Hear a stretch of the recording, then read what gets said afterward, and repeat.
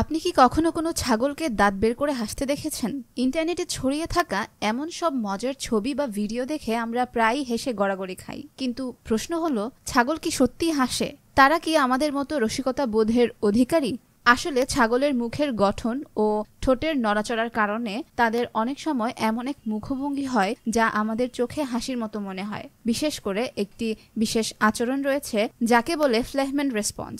এই প্রতিক্রিয়ায় ছাগল যখন নতুন বা অদ্ভুত কোনো গন্ধ পায় তখন তারা উপরের ঠোঁট উল্টে দিয়ে মুখ এমনভাবে বাঁকায় যা দেখে মনে হয় যেন দুষ্ট ছাগলটি দাঁত বের করে হাসছে। তবে এটি একেবারেই স্বাভাবিক ও জৈবিক আচরণ, যার মাধ্যমে তারা জ্যাকবসন্স অর্গানস বা ভোমেরোনাসাল অর্গান ব্যবহার করে গন্ধ বিশ্লেষণ করে। এই আচরণ শুধু ছাগলেই নয়, ঘোড়া, বিড়াল এমনকি বাঘের মাঝেও আছে। তবে ছাগলের আবেগ প্রকাশ শুধু ফ্লেহম্যানে সীমাবদ্ধ নয়। আধুনিক গবেষণা বলছে ছাগল আসলে অনেক বেশি বুদ্ধিমান ও আবেগপ্রবণ প্রাণী। লন্ডন কুইন্স মেরি ইউনিভার্সিটির একটি গবেষণায় দেখা গেছে ছাগল শুধু মানুষের মুখের অভিব্যক্তি বুঝতে পারে না, তারা সাড়া দেয় হাসি মুখ বা পজিটিভ ফেসিয়াল এক্সপ্রেশনসে। গবেষণায় ছাগলদের সামনে হাসি মুখ ও রাগান্বিত মানুষের ছবি দেখানো হয়। দেখা যায় ছাগলরা বেশি আগ্রহ দেখায় হাসি মুখ ছবির প্রতি, অর্থাৎ তারা কেবল আবেগ বুঝতে পারে না, বরং তারা ইতিবাচক আবেগের প্রতি আকৃষ্টও হয়। এছাড়া ছাগলের ভাষা প্রকাশের আরও উপায় রয়েছে,